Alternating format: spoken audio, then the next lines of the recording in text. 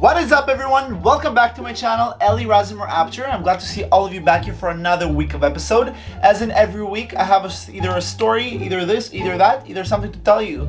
So this week I have a story to share with you. And since you like my Palestinian hookup story so much, I thought I should share with you another crazy story that I had from my old Grindr days. But before we continue, you know what to do. Just click the subscribe button, it's either here or here. Click the ring bell so next time I post you can get notified and we don't have to do this all over again. Here we go with the story. It was this one day that I was coming back from university. My mom drove me back home and I was starting to text this guy on Grindr, you know, like trying to see who's around, what am I gonna do tonight, who am I gonna be with tonight. And I texted this really good looking guy. There was just the body. And I usually know which people are around the area, so this body was new in the area, so I decided to text him. We started talking and he's like, hey, what's up and all this and all that. He presented himself as a tourist who is here in Toronto at a hotel pretty close to my house, so about a 10 to 12 minute drive. And throughout the evening when I came back home, I continued texting him and I wanted to go to the gym. So I went to the gym and I said, if we're gonna continue texting once I'm done the gym, then he's probably serious and we'll meet up. So we kept texting the whole time. We sent each other face pictures. He was really good looking, very close to what my type is. And I started believing that this guy was like too good to be true, because it's very rarely that these kinds of guys are around the GTA area when they're visiting. Usually like tourists and from abroad or generally good-looking guys are usually in downtown Toronto. That's where I would find people who were more like my type, and I still went along with it. So I came back from the gym, I took a shower, I decided to meet up with him, and he went along with it too. And he said that he doesn't want to meet up at his hotel room, he would rather meet in my car. Why would you rather meet in my car? You have a hotel room, you're alone there. As you say, why not go to your room? But it's okay, I went along with it. He was too hot to question. I took a shower, I cleaned myself, as you all bottoms know what I mean. And I'm not necessarily a bottom, I just said, you know what I mean by clean. I took my car, as I did with many of my hookups. It was my parents' car, they never knew it. And I drove over to where his hotel was. It was about, again, 12 to 15 minute ride from my house. I arrived there. And I'm like, okay, I'm here. Like, where do you want to meet? Again, should I come to you or are you coming to my car? He's like, yeah, wait, I'm coming. I'm waiting for some time. I'm waiting, scrolling through all those Instagram posts back then. I don't think there were stories at that time. And he's still not coming. Like, so I texted him again. Okay, so let me just come to you. Like, it's okay. Like, we'll be in your room. He still said, no, don't worry. I'm coming. I'm just quickly taking a shit. I already came out of the hotel, but then I decided to take a shit. I'm like, why are you telling me that? Like, we're possibly going to hook up and you're telling me something that I should not know. That place should be 100% clean, whether I'm a top or a bottom. Please have it clean. That's what was in my mind at that moment. And I'm like, okay, I'll still wait. But that's already when I started to like question things. I'm like, he's taking way too long.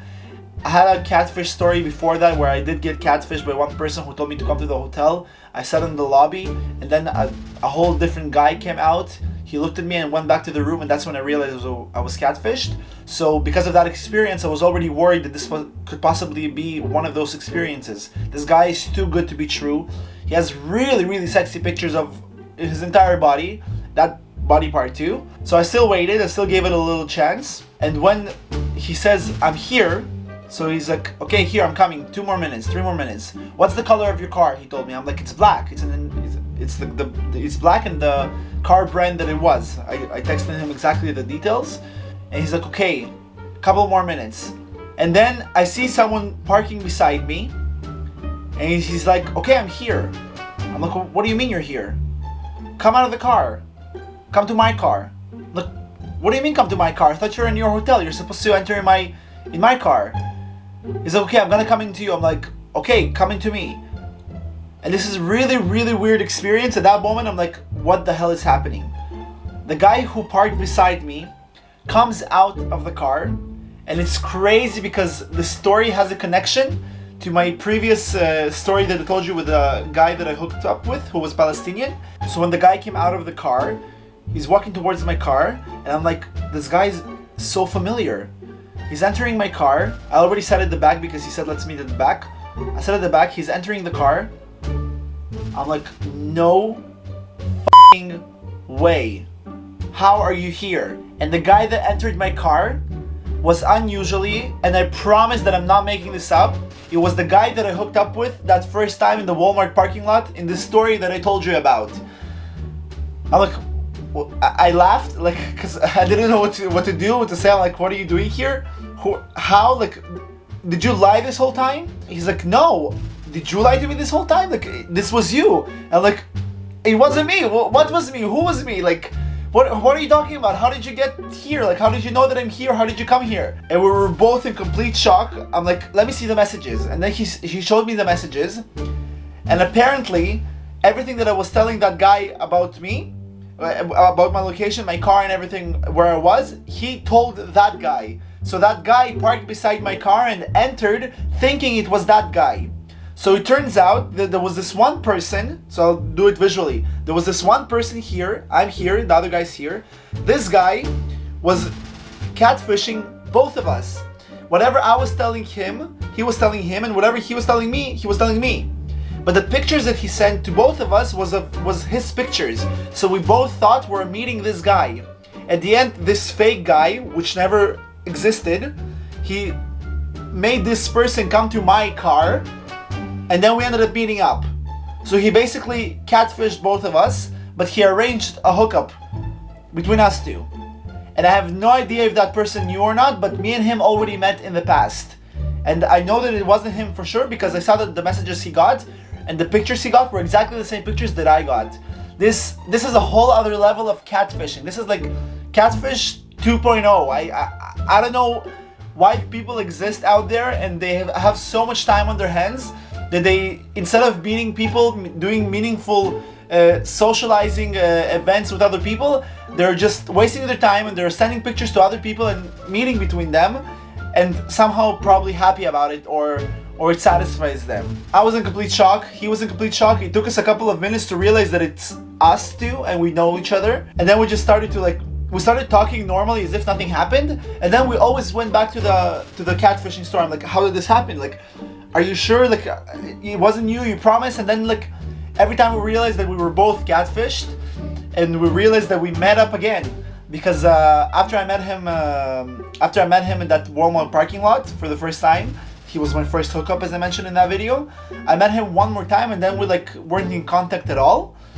And then I saw him here, so we actually ended up reconnecting. We started talking again, how each one is, how he is with his family, how I am with my whole coming out experience. And at the end, we made lemons out of, we made a lemonade out of the lemons we were given. Because, you know, when life gives you lemons, you make a lemonade. So we made a really sticky lemonade in the car, and we had a lot of fun. And after the car fun, we ended up having another little political conversation. And like we always do, because, you know, I'm Israeli and he's Palestinian. And then we went apart from each other. But wow. This story, every time I think about it, I'm like, maybe I should do this once. It's just probably so entertaining to that guy that he ended up meeting between two people by telling them the exact thing that I was telling him, he was telling him, and then vice versa. So we both thought we were meeting this one person, but the locations that were given to both of us were to meet between us and not between the guy that we thought we were going to see. And the point of the story is when you feel that someone is way too good to be true, ask again whether this guy is real or not. I would recommend going on WhatsApp, because once you're on WhatsApp you can see the person's picture, or you can at least have the real number. So if anything happens, you can at least call them, or you can warn other people against this number, or you can even call the police. I don't know. Just on Grindr, they can just block you and leave, so you don't really have any contact with them. So those are the two main points that I have from this story. When someone's too good to be true, ask a lot of questions. Always go from Grindr to WhatsApp if you wanna meet with someone seriously. And whenever life gives you lemons, make lemonade. If you already met with someone good looking and someone from the past, enjoy them. Why waste and why think why this just happened to me? I can't believe I got catfished, all this, all that. So I hope you like this really short story. I have a couple more crazy Grindr stories to share with you. Those will be shared in the future. If you haven't watched the video that I talked about in this video, like where I hooked up with a guy and he was Palestinian and I'm Israeli, and you want to know the whole story and how that ended up happening and ending, go watch it.